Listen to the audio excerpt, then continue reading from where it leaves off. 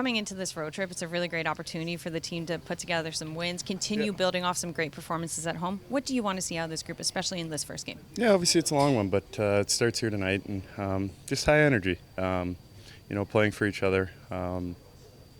Not looking to end too far ahead. I think just focusing on the first shift and going from there. What impresses you the most about this team's ability to stay more in the moment and be more even keeled, not get too high or too low on things? I think just the communication, and I think it's a great job from the coaching staff to the players, and then within our room. So, there's going to be ups and downs throughout the season. We know that, and it's about sticking together and doing whatever you can for each and everyone in that room.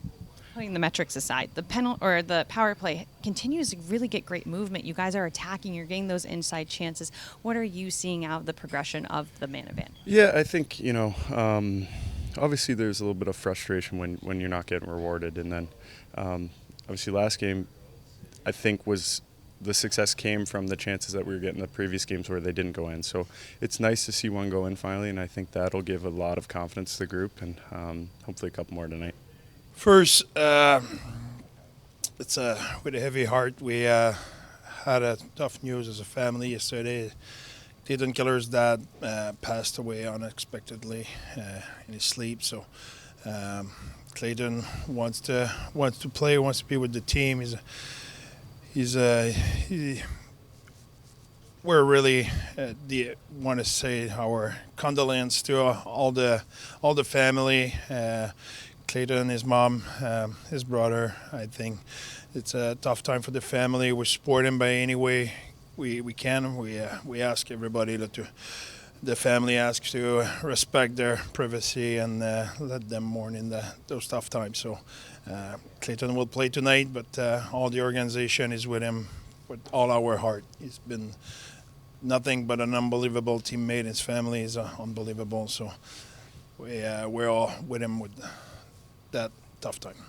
We talk so much about how close this group is, but how close will this group be in supporting him, and how have you seen this group really embrace each other through tough times? Yeah, there's nothing really you can say or do in those moments but be there. I think big thing for us is to be there to support him, and you need to be loyalty is when people need you to be there. It's not when you pick and choose. And in this tough time, we want to make sure we show up for Cal's and his family.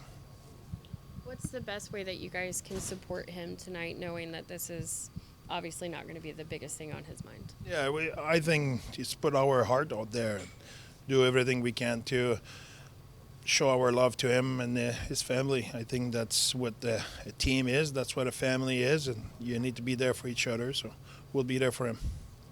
This is the start of a road trip for you guys. There was a lot of promising things that happened in that last homestand. What do you want to have this group build off of going into tonight's game? Yeah, you're right. I think we played good hockey. I think we didn't get the result we wanted last game, but if you look, score whatever you want, which part of the game you want to look at, we played really good. So I want to build off it.